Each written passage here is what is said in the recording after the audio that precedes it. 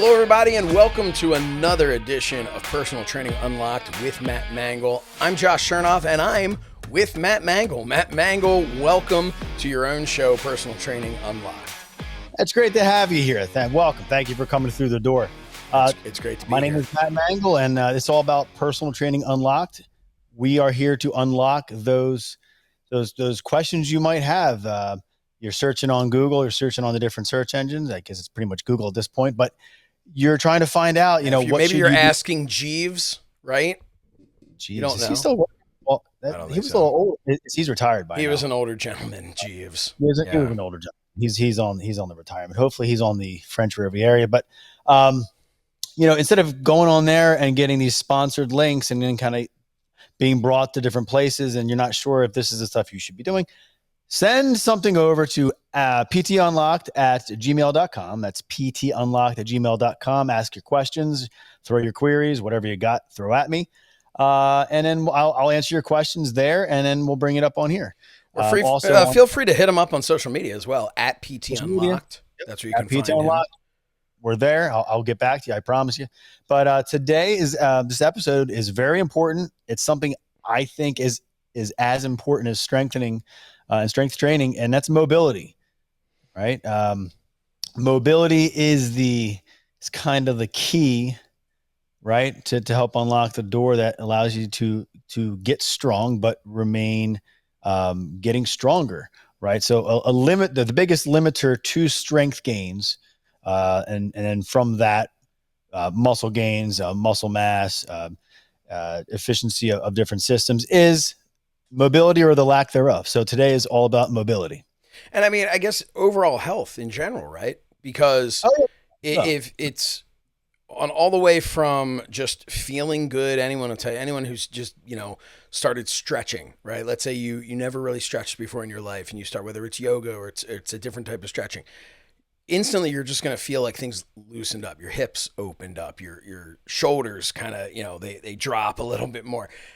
For me, Matt, we talked about a little bit. In my advanced age, now that I'm, into my 40s, just turned 41, and recently, thank you. I appreciate the congratulations. I worked really hard to be born 41 years ago, and that's what we're congratulating.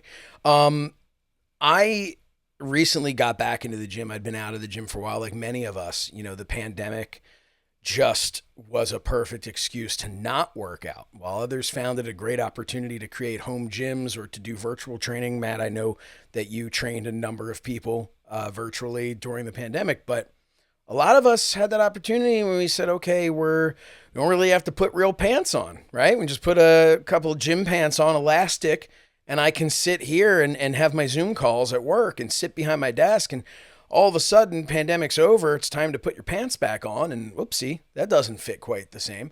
So, after a long time of back and forth, I've recently really gotten back into training, thanks to, I've got this guy, Matt Mangol, who really kind of gives me some advice.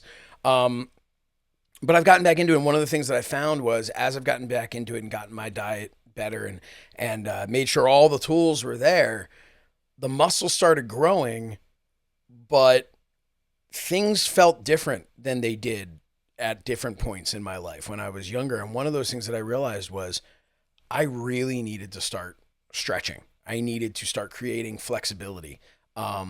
Continue to. I mean, I stretch now, but I'm sure it's not as much as I need to. So that's my first question for you, Matt, is how much is enough? How much is too much? How much is too little when it comes to, we'll just start with stretching in general, stretching before a workout. Right. So just to kind of just add to that for a little bit before I delve into it. But you have your static stretching, which is what most people do or try to do. That's what you're talking about. As far as it's kind of like taking a rope and pulling from both ends. All right. The rope being the muscle connected to the bone with tendons. And they stretch you in part on the muscle body, also is on the tendon and is on the bone, and so on and so forth. What's an example of that? You're going to touch your toes. Okay. You reach down, touch toes, you find your range of motion where you're tempted to want to hold your breath, but you're not holding your breath because that would be too much of an intense position. You got to work up to that. Mhm. Biggest thing is you have static stretching is one of them, and we'll just stay on that right now so I don't go down into the weeds. We'll have time for that. But the static stretching is fine. It's good. Most of us sit. Okay. Most people in general, if we're thinking of American society, we sit. We sit at home, eat breakfast, whatever, run out the door, sit in the car, 30 minutes going to work. You sit at work doing some kind of whatever for a number of hours without getting up and moving around. And then you're sitting again. And then you're in the car on the way home. And then maybe you go to the gym, but then like you're sitting on machines and you're texting and you're working out a little bit. And then you're sitting on the couch at home. So a lot of sitting. So what happens with that is your neck, the anterior neck muscles here, the flexors, they tighten, right? That pulls the head forward. The muscles on the backside there, they end up kind of getting used to that length, but they're not used to seeing that flexion anymore. So they kind of forget. So you got the backside of the neck gets used to overstretch, gets kind of uncomfortable with flexion. You have these guys which are flexed, uncomfortable with extension. All right. And then you have your muscles in your upper chest, on your pectoral muscles where they attach underneath the deltoid muscle on the upper part of the humerus bone there. Those guys stiffen. That brings you forward, rounded.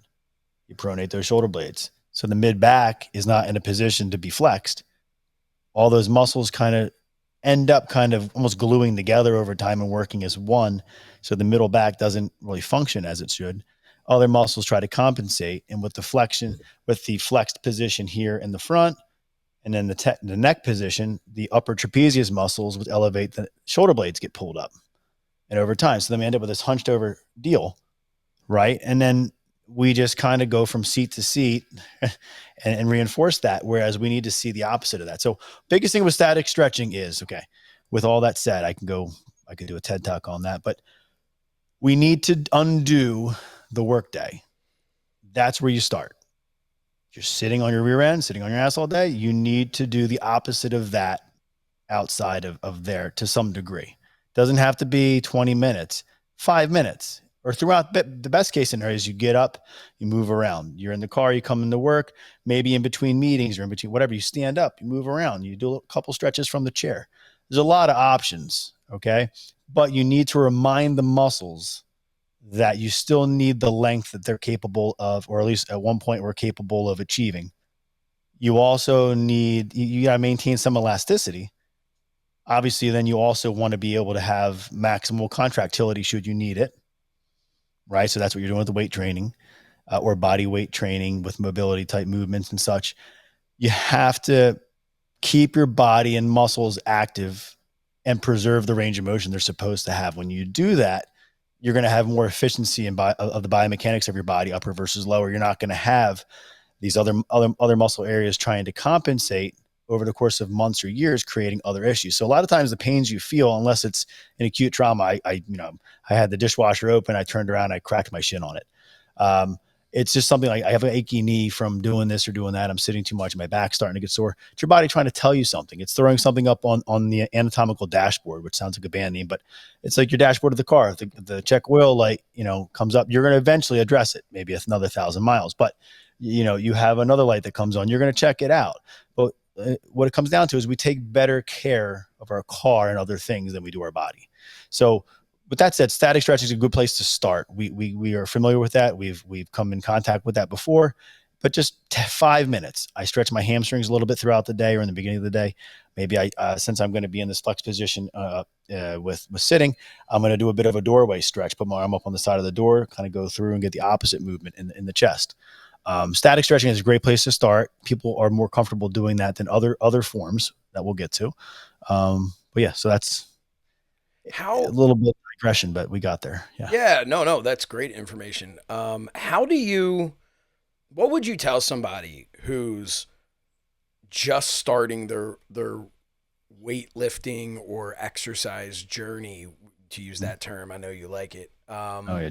They, someone who's just starting out, who maybe there's somebody who wasn't, you have a lot of experience training older folks. You're certified in that, correct? Like you're Yeah, so I have my clientele, and it has been this way kind of over the years. I work with athletes, I work with teens, I work with 20, 30-ish folk, 30s, 40s, sometimes couples, um, people that are trying to train for something. Mhm. But a majority of who I work with, and I think are people that are overlooked, are people, 40-ish, 50-ish, 60-ish, 70-ish, even in their 80s and sometimes 90s, that are either looking to get back into it or have never done it really religiously, and they want to start training. So what we do is have the person come in, and this can also be done to a degree virtually if someone's not in the area near where I work. But I check their mobility first. I don't do this with this over the top extensive type thing because I don't want to turn them off. I try to hit the key points. By watching them walk in, I can tell certain things. I have them walk away from me. I can tell certain things. I have them sit in a chair, get out of the chair. I can tell certain things. I have them pick something up. I have them put their back against the wall. Just little things to test where I think they may be versus where they actually are. And from that, I can deduce different things, and I'll ask them questions. I see that when when you're sitting down, you kind of tend to lean to the right side. There's a bit of a rotation in the hips. How's that low back and that left side? Is that tight? And then they'll, yes. And so we kind of really just try to deduce everything and figure out where they're at. We never just start somebody weight training. So Biggest thing is I think that that's important too. and assessment. I think it's important too because it's older people, younger people, especially when you kind of get into that middle range of in your 40s, where Sure. you really are, you may still feel like, hey, I can still go like I'm 20, but your body, your tendons, your joints, your muscles, just generally speaking, they don't have the elasticity that they used to. They don't have, you can't recover as quickly. So you have these people come in and I do an assessment. you do an assessment based on, it looks like you're doing the assessment based on just practical movement, right? Practical movement, we start there because you'll uncover things that they might not realize are going on. That's the biggest thing. That's what I'm there for. They have things going on or have had things going on that they maybe have been trying to mask or hide, and that's created other things. But it's my job to kind of break it down, right, and try to figure out where it may have started, which is kind of trial and error. But we try to hit the main areas first, and this is what we do with everybody. How they need to, though, not we don't do it the same way with everybody. Uh, Hips, tight, inner thigh area, deep hip muscles, glutes. A lot of times don't function the way they're supposed to. Glutes are supposed to kind of kick in with lower body movements, kind of be the prime mover, and then your quads and your hamstrings. What happens with all the sitting is you kind of get, and it sound kind of weird, or maybe it doesn't, but not the most scientific terminology, but kind of like dead ass syndrome, right? Like your butt forgets how to work, right? So it kicks in maybe second or third, and the other guys try to overcompensate, and then And your we all, back we tries, all know that hips don't lie. So by looking right? at Isn't your that a hips first, that's a that's Shakira song. okay? It's not TLC. It's Shakira, not Shakira. No, Kira no, that you're thinking waterfalls. waterfalls. Yeah, we Okay, do. and We other do guys not. We do great not body. chase them. No, we don't. We That we've don't. learned. We But dive running into is good. yes, running can be good if you're ready. Yeah. But back to mobility. So, hip area, I give them. I see where they're at with whether they need to do a supine or lying on their back type position to achieve a bit of a stretch in the glutes. Obviously, it's something more than they're doing, so it's a start. And or is that beyond them? They're not as tight in those spots, and we will need to get a little deeper. So then we'll do a sitting position, right?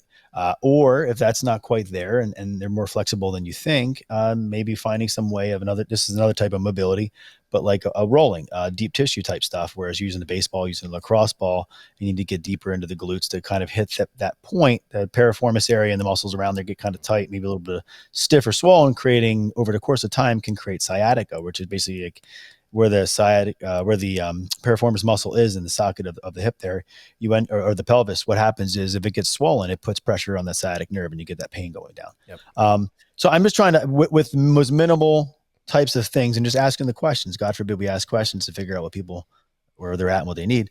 What you do is just kind of from there we give them homework, some kind of a quad kind of extensor type stretch for the hip, for the front thighs, a little bit of hamstring stretch. We start them out really easy. Biggest thing is that they do it. So I Right. don't care. We don't do extreme stuff in the beginning. That's stupid. What you want to do is you just start off with something that they're going to do because you got to put the things in place to do something new in the routine that they haven't been doing. We kind of touched on this last time. um, have them do it. It's doing a little hamstring action, doing something for the hips, doing something for the extensor muscles of the knee, and maybe a calf stretch. Maybe just starting with lower body stretches. You do, one of these things twice a day for each of the muscle areas. Takes 5-6 minutes. Do it in the morning, do it in the evening. I want to see you do it for 3 weeks.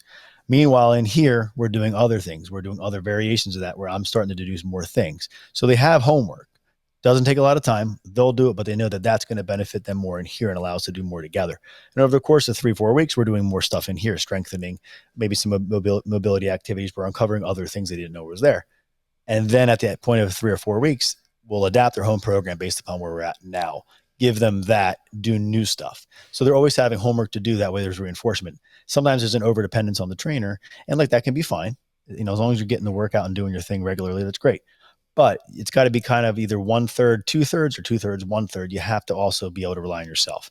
Otherwise, when you're traveling for 2 weeks, you're not going to do anything, and you're going to kind of regress a week. So What's the timetable that you would say for your average person? I know everybody's different, but your average person, what would you say the timetable is for when they start seeing results? Because that's what we've talked about this with with you can 3 diet weeks, and 3 weeks. Okay, which is 3 to kind of the 4 weeks. same with diet, same with muscle. Yes. But it's just kind of that's how long it takes for your body to. The worldwide rule of three. Mhm. There you go. We'll talk Three about that is one day. everything's break down to three. I don't know what it is, but it's in the inner workings of everything. But three to four is the number with consistency. So if someone's consistent 1 week and inconsistent 1 week, that sets you back to 1 week, Sure. So right? 3 weeks of consistency, Yeah, because have that. that's what people need, that short term goal, right? Not to jump all Oh over yeah, your toes there, but they need that short term goal. yeah. Short term gets you to long term. Too much focus on long term, you'll never get there. Little things along the way, monthly goals, nothing crazy. But you could have a distant goal, but you have to build towards it strategically and properly. You can't just go and expect to do right where you left off in your 20s and your 40s. You have to be Right. smarter about it. You can do that and get there, but you have to find the better way to kind of get that rolling start that's better for you at the place you're at that point in your 40s versus your 20s. And then you can do whatever you want. You could be infinitely stronger and more mobile and doing whatever you want and beyond that in your 40s than you were in your 20s. That is easily achievable. It's So just consistency and having purpose. talk to me about with throw some science at us, right? Like, so we know we need to stretch, but Right. why? What is the science behind that? Why do we need to stretch before we're going to Well, be here's the doing thing. something active? When you're used to being not as mobile and you're trying to get into something very active, you should have some kind of a mobility stretching type thing you do. It could even just be walking on the treadmill where you're getting more. But so let's go right into these other guys, right? So there's static stretching as far as mobility. Okay, we've been kind of working in that area. We talked about the rolling, which is a little bit more intensive, deep tissue type work where you're getting to the deepest layer of those muscles to instead of the static stretching where you're pulling each end of the rope with being your muscle. What about those knots along the way of that rope? Trigger points that have built up over time, collagen that flows through the different fibers, and maybe some of it has become more sticky over time, and you get these deposits, and they harden over time, and your body tries to fight it, and it creates inflammation in those knots. That gives you those trigger points, right? But those trigger points are kind of stiff, sticky type tissue in there, and you need to kind of break that up over the course of maybe a couple of weeks where then you get new cells to fill that in and you have more elasticity of that muscle and you can challenge it more through strengthening. So there's rolling, which has a very big impact on deeper in the muscle fibers, right? But rolling with some kind of static is the best combination. It's like being a pitcher that has a great fastball, but if you don't have a curve, you need that 1-2 punch, right? They work the best as far as consistency of getting to where you want to be and getting success. The science basically is you need to remind the body that you need the range of motion that those muscles are supposed to have, especially if you're going to be loading a weight onto it. Mhm. Because you're loading a weight onto it, you should be trying to have full range of motion. You shouldn't be trying to have half range of motion just for the sake of trying to do heavier weight, which is stupid. So You have to is prepare yourself. So is science basically there? 3 weeks, your body will pattern and get more efficient at those movements to allow you to have more success with the resistance training without setbacks. That's the biggest thing. Preparing your body for it. Now, just a little something beforehand, like dynamic warm up, is another way Mhm. to go. You're walking on the treadmill, or you're Okay. doing some kind of patterned movement like a side lunge or like a groin stretch, but you're pausing for a couple seconds, then you're going to the other side and you're going back and forth, having some movement. That's another form of mobility, dynamic stretching, which is now not just static where you're pulling and keeping one point in that range of motion, but now you're moving through the full range of motion with stretch. That's going to get the most blood flow, and that's the most optimal when one is ready for that. Maybe 3, 4, 5 weeks in, Mhm. try to do some kind of a dynamic warm up to lead us into weight training. That's the best. Would you recommend waiting to start weight training if you haven't done that in the past? If you're somebody who's listening to this going, man, I found this podcast because I'm just trying to figure out how to get started, would you recommend maybe a routine for 3 or 4 weeks of stretching before getting into? That's perfectly fine because it's more than you're used to doing. The biggest thing is you have to find the way that you need to do it. You know how you are, you know how you operate, you know how you have success and what, things or occurrences that go on that you end up being more apprehensive about and not following through. Biggest thing is that you follow through. So the thing is, start with the stretching routine, 3, 4 weeks, get that confidence up, get that consistency up, get everything rolling, and then we can start to get in some body type movements and body weight type movements, and then get into resistance training. You don't have to start resistance training with the strength stretching. It's basically you have to start somewhere. You want to get that snowball effect rolling in the positive direction. So that's a good start. That's fine. Yeah. What's the difference between uh, the concept of stretching before an exercise and stretching after an exercise? And let's say you're somebody who goes to the gym and I'm going to do I have my weight routine that I found, and then I Yeah. have my cardio that I'm going to do Right. after weights. Right. Where does stretching fit in?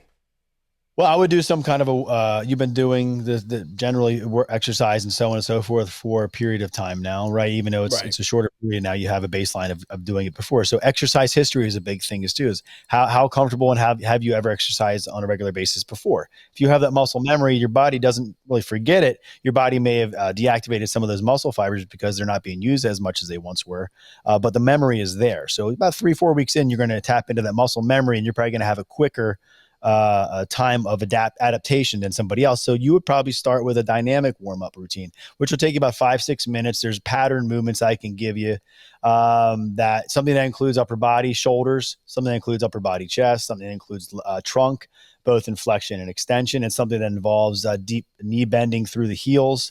And coordinating the whole body. So I usually try to give people 3 or 4 movements that accomplish all that. You're not doing minutes of each movement, but you're going to be doing maybe 5 to 6, I guess, repetitions, if you want to call it that. If, like, for instance, if you're doing a high plank on the hands and you're walking the hands out and you're then keeping the legs stiff and hiking the feet underneath you to achieve a hamstring stretched as far underneath as you can, trying to get the heels flat. It's probably not going to happen. Once you get to that point, you walk the hands back out to achieve that plank position again. Mm-hmm. Then you inchworm those legs back in. You do maybe 4 or 5 of those guys. You're active in the hamstrings, the calf muscles. Your low back is charged with blood. The shoulders are definitely going, and then from that you would go into probably something lying. That's a trunk rotation type movement. And then I'd have you do some kind of a lateral movement, and just basically try to tackle all the planes of movement. So this is something from one of the earlier deep dives from the archives of Personal Training Unlocked. I forget which episode it was, but the idea of the 3 planes of movement, right? You have your sagittal plane, which is like you're standing doing curls. You're standing, you bend down, touch your toes, you stand up. You're moving on this plane. You have your frontal plane, which is the lateral pattern. So if you're doing side shoulder raises, you're doing lateral side kicks. You're doing side lunges. You're doing crouch lateral walks with the band around your knees. That's the frontal plane. And then you have your transverse plane or rotational, which it's self-explanatory, but you have to preserve the planes of movement. So I use all 3 planes of movement in the dynamic warm-up. That's why there's 3 or 4 exercises. And then you would go into your weights because your muscles are full of blood, right? You got oxygenated blood and those guys ready to go. It's kind of like taking a piece of pasta out of the box, put it in hot water. And that's where you're at with dynamic. You can get there with static, but it takes more time. Like static stretching, maybe 10, 15 minutes worth. So Right. sometimes you don't have that. And instead of just doing a ballistic stretch, which is one of these things you don't want to do, or you're just kind of rapid fire tapping the toes, 5 times. And then you're like, jumping up and down and you're doing just spastic movements before the muscles are full of blood. Right. So, dynamic warm up is the best before working out, leads you right into it. And then your cardio can be done, prior to too, or afterwards, whatever works best for you, as long as you get it done. Keep it intense, keep it 15, 20 minutes. You don't need to be doing 30, 40 minutes, mouse on a wheel nonsense. And then the workout should be about maybe 20, 30 minutes. I mean, gym time, you should be able to get out in about 45 minutes, 50 minutes and feel good if you went hard enough. Now, so your recommendation then is static stretching should be more towards the end. Static Go, stretching go. is kind of maybe at the end. You know what I mean? Dynamic is the best pre, static a post or rolling post. Okay. So tell us about you had sent me over this breakdown, this percentage of strength and mobility, which I thought was a really cool chart, and it kind of went based on age. And I don't know if this is one that you've discovered over time from a textbook, something that you've put together on your own as a rule of thumb, is it It's where you came up with this, but walk us through that, if you will, from kind of 20s to so 80s. I don't know if there's a chart like this out there or not. If there is, feel free to send us a message, whatever. That's fine. We'll make sure we reference it. But this is just based on my own experience with being in the business for 23 years now. And in the 23 years, I'm 43 years old. So we've lived a second life within that time frame, right? So 43 is far different than 23. I would not want to go back because things lead to where they are, and it's great. But having some of the knowledge I have now, then when you're at optimal levels as far as hormones and such, it would have been great, but it's okay. So, what I would say is this is what I found out and what I've deduced. Let's say 20s, you're getting into working out if you didn't already a little bit when you were a teenager. You're just focused on strength. You're focused on your biceps. You're focused on chest strength. You probably don't even care about legs. Biggest thing is I want to get stronger, and that's fine, right? And your motivation is I want to get stronger because I want to look good for myself and I want to date and all that fun stuff. Or you're playing a sport still, right? 30s, maybe some of that's still hanging on there, but like you, in the back of your mind, you're realizing that sometimes you get up, I'm a little stiff here, stiff there. It's not chronic, so I'm not going to worry about it. So I'm still focused on 100% strengthening. And then I'd say 40s is where we kind of start to really notice a change. Um, Work schedule is such, lifestyle is such where you try to fit in what you can when you can. It's not as consistent as you want to be. So really the focus there should be 70%, minimum 70% strength, 30% mobility. But I would say optimally 60% focus on strength, 40% strength on mobility. It would be a good place to be. Okay. And then when you get about 50s and 60s, you're looking at 50-50. And for the most part, 50-50 should be done all along. You can still get ripped. You can still end up getting very, very strong and sturdy and where you want to be with the 50-50 split as far as in your programming, strengthening and mobility are kind of equally important. And then that continues to 60s and 70s and 80s, maybe a little bit more focused on the strengthening at that point, but 50-50, 60-40, I mean, the name of the game is mobility allows you to keep getting stronger. Otherwise, what starts to happen is you see it, I see it with physical therapy all the time when I used to work there, and I hear from clients, you have somebody who's so focused on the strengthening and injury. Okay, now we're doing physical therapy and we're going to work towards mobility. So I'm not able to do the weights like I want to because I hurt my back. And then everything's better again. And I'm going to do the PT stuff. And I stop doing the PT stuff as maintenance during the day. And then I do the strengthening. Oh, hurt my back again. Here we go again, back down. And then it's up and down, yo-yo. And so instead of being this peak and valley, why not have a steady, with some plateauing in there, and it's a steady general elevated climb for 20 years. There's no reason we should get injured unless there's some kind of acute situation or you're playing football with the friends and something freak happens. You want to have as much control of your body as you can. And the best way to do that is to have equal focus on mobility and strengthening. And if you're not sure how to do that for yourself or whatever, look, contact me, send me some videos. I'll critique them. I'll give you some suggestions based upon what you have around you, equipment, what gym you're at. I'm here for you. I'm like your concierge fitness professional, right? So reach out, right? ptunlocked@gmail.com or on all the socials. Just, dude, reach out. We'll get you started. We'll get you back. We'll get you better than ever. Just, we got to learn you and work with that along the way. But 3, 6, 9, 12, 16 weeks can be astronomical differences. And it seems like when you're at the starting point, it seems like 16 weeks. Like, oh my God, that's impossible. But here's the thing, man. If you have 16 weeks, by the time you get to 16 weeks, you're going to go, oh man, that flew by. I wish I would have started 16 weeks ago. So Right.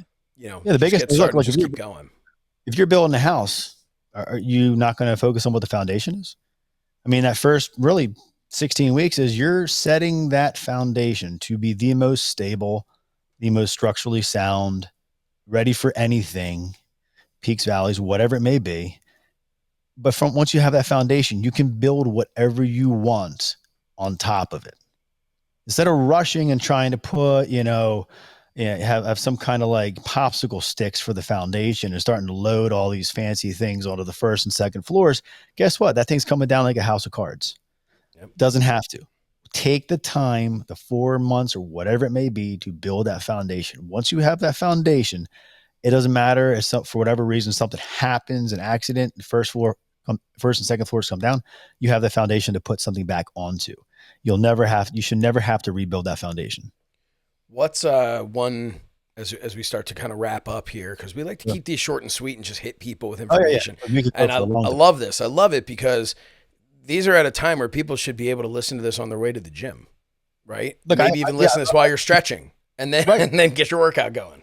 Listen to this on the way in the gym, just to kind of point you in the right direction. Maybe you shoot a text over there before you start, and then to us or whatever, and then or a message, and then get going. You know what I mean? Yeah. We want this to fit into your day. This is not something in addition. It's something that should be along with.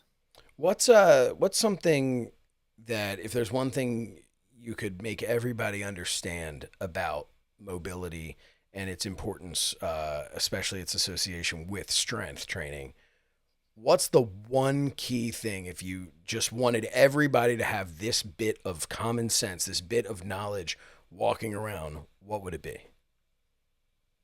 Why would you take care of your car better than you take care of your body? Mm. All you have to do is address the trunk area, make sure that muscles aren't overcompensating or doing more than they should. All we want is every muscle to do what they're supposed to do. And that makes everything move efficiently. And that makes you feel so much better. And you feel these aches and pains.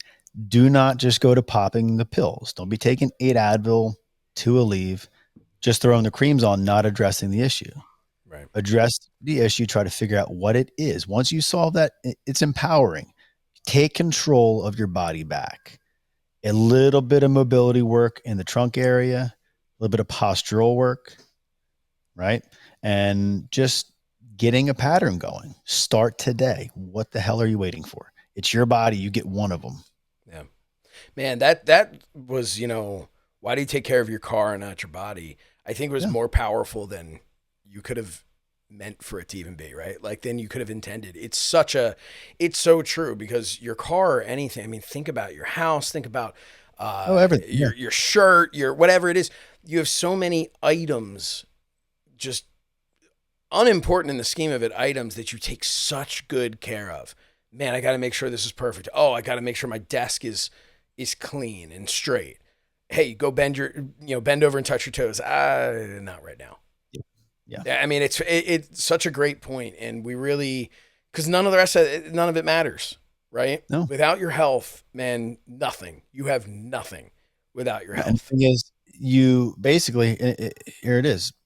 Your body gets used to what it gets used to. It either gets used to and programmed to inactivity, or it gets used to and programmed to activity, allowing you to do what you want when you want. With your kids, you hopping on the jet ski, your buddy calls you up, I have 2 tickets to go over here and do this. And your body, it's not in a position, you never want to be in a position. The worst position you could be in is where you want to go and you want to do, but your body goes, no effing way. If nothing else, take control. Well said.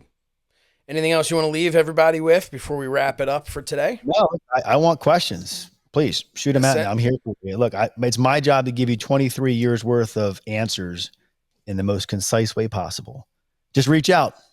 Yeah, and here's the thing also with your questions. Reach out to Matt, ptunlocked@gmail.com, at ptunlocked on social media. Reach out to him, ask him these questions. But if this is something that, a lot of time with podcasts say, hey, send us your questions, we'll read them on the air. And I think that would be a great thing to be able to do. But also sometimes when it comes to something like this, people are a little bit more, nervous about that. Hey, just let them know. Just, Let me know. send it in to us and let us know that you don't want, hey, please don't say my name with this, but I'm happy to ask this question, share it with people. Because that's the point of this. The whole reason that we had this conversation of starting this podcast, was, I get to go do like a fun wrestling podcast. There's nothing important about that. If we're being completely honest, there's nothing important. It's fun. It's ancillary entertainment, right? To Sure. pro wrestling. I really think that the knowledge you have this day and age, this is where we can use social media and the internet for good, right? Yes. The fact that you can sit in your gym right now and I can sit in my office and we can have this conversation and people all over the world can hear this. That is the beauty of the internet. And that's what we're here to do is to, unlock that brain of yours, Matt Mangol. Right. There's a lot going on up here. Yeah. I mean, and that's what I'm here for, right? To be the filter. So you can get all that information. I can try and hold back as much as possible. God help you. And look, speaking of the good of the internet, you can always I can give me some of those gloves like Bernie Sanders, and you can just put me wherever you want in the gym, with the pictures. Yeah, maybe in editing you can put a picture. Okay, so we're gonna do that. We just need a picture of Matt just watching. A picture of me. You got to buy me a pair of those Bernie Sanders gloves. I'll sit in a position. Wasn't he just wearing like winter gloves? It was cold. Well, they're winter. Are you talking gloves. about from the inauguration where you're sitting there and everybody used it? Was the man just wearing winter clothes? He's wearing winter clothes, but they look like oven mitts. Like woolly oven mitts, and they took them and they. He's a man of advanced age. He needs look, God bless him. Thick, thick never hurts. But you that's not true. You give me some of those gloves. I'll sit in my gym chair here, and then you can cut me out and put me wherever you want, and people can put me around in different memes. No. All right, meme Matt Mangol. Meme me. It's fine. Doesn't bother me. Meme him. Meme all right. Well, you go meme yourself, and then we'll catch everyone else back here next week for another edition of Personal Training Unlocked. Make sure you check out the archives as well. There's some great audio that Matt had done before teaching you, and those videos are available too on Personal Training Unlocked's YouTube channel, I believe, right? So we'll put those. Maybe we'll even share some of those on the My Fandom channel as well. Hey, this is presented by My Fandom. Quick shout out to My Fandom. If you're a sports fan, you got to be logging your events right now. If your heart has been ripped out of your chest by the Phillies the same way that ours has, or maybe you're one of those teams that didn't make it this far, and your heart's already been ripped out. But hey, maybe you were at the game, and this is a place you can remember always. How terrible the game was, so bad. Did you watch it the other night? I did. It was like a well. I gotta be careful with my words here, but get yourself canceled. It's like they couldn't find their ass, with both hands in a dark room. If that's scientific. Yeah, I mean, I think they couldn't hit that all over on that, but they could. Look, it was tough. But hey, My Fandom app though, if you're there, we want to see your pictures. We want to see your videos. Dump your picture. Just put them all there onto My Fandom, the myfandomapp.com. And I have great news for you Green Bubble people. Hey, breaking news.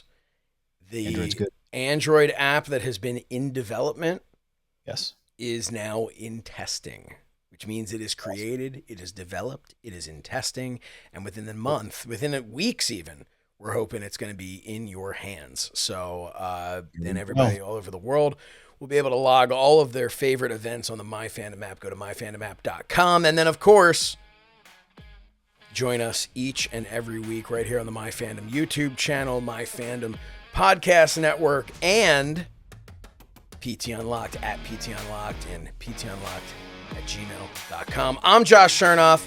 He's Matt Mangol. We'll see you next time. Take care, everybody. Keep on lifting.